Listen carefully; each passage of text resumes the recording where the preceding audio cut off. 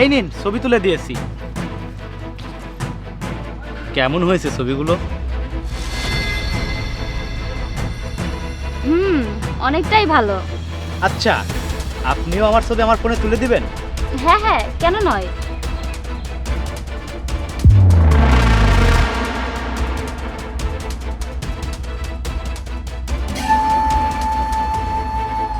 এই নিন আপনার ফোন। আমি আপনার অনেক ভালো ছবি তুলে দিয়েছি, আপনি দেখে নিন।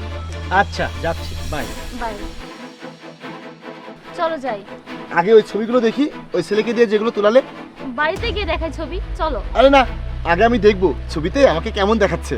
আরে দেখছো না কত গরম পড়েছে, বাড়ি গিয়ে আরামে দেখো। আরে তুমি তো এখনই ছবি তুললে, আর ছবি দেখতে কতক্ষণই বা টাইম লাগবে, তুমি আমাকে দেখাও। জাহিদ, এসব কি নাটক হচ্ছে? আমি বলছি না বাড়ি গিয়ে দেখাবো।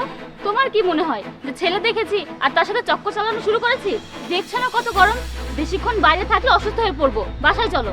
আর দেখো আমার ফোনে চার্জও নেই, বাসায় গিয়ে দেখাবো। চলো চলো। আর প্লিজ দেখাও না ছবিগুলো। আরে বাসায় গিয়ে ছবি দেখাবো তো বললাম, এত তাড়াহুড়া কিসে?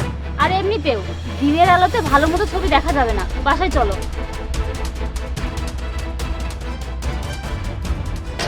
হাই। হ্যালো। অনেক সুন্দর ছবি তুলে দিয়েছিলেন আমাদের। ভালো লেগেছে আপনার কাছে? হ্যাঁ, অনেক বেশি। নিজের কাছে যত্ন করে রেখে দিব। আপনি অনেক সুন্দর করে কথা বলেন, আর আপনার ফ্ল্যাটিং অনেক ভালো। মিথ্যা বলছি না, আমি একদম সত্যি বলছি।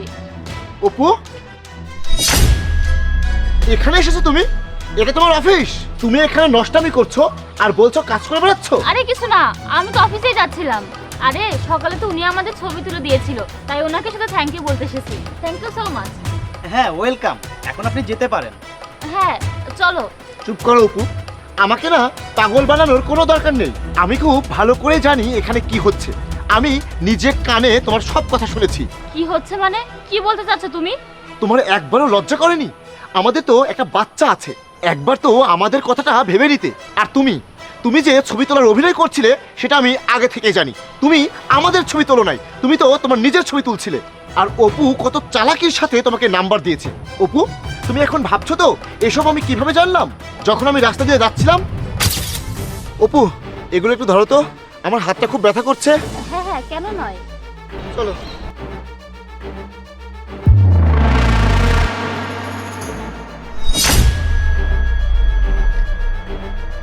হ্যাঁ, এবার দাও।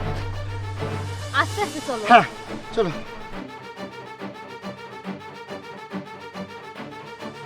অফিসের ম্যানেজার মেসেজ দিয়েছে, আমি কিছুক্ষণের জন্য অফিস থেকে আসছি। কিন্তু অপু, আজ তো তোমার ছুটি।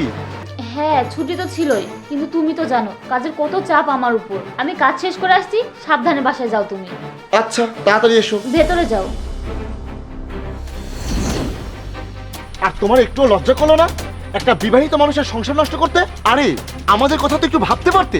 সরি, আরে আমি এর সাথে কেন কথা বলছি? আরে আমার তো তোমার সাথে কথা বলা উচিত। তোমার কি একটু লজ্জা হলো না? তোমার একটা ছোট বাচ্চা আছে, তোমার তো তার দিকে খেয়াল রাখা উচিত। আরে আমি কতটা ভালোবাসতাম তোমাকে। জাহিদ প্লিজ আমাকে মাফ করে দাও, আমার ভুল হয়ে গেছে।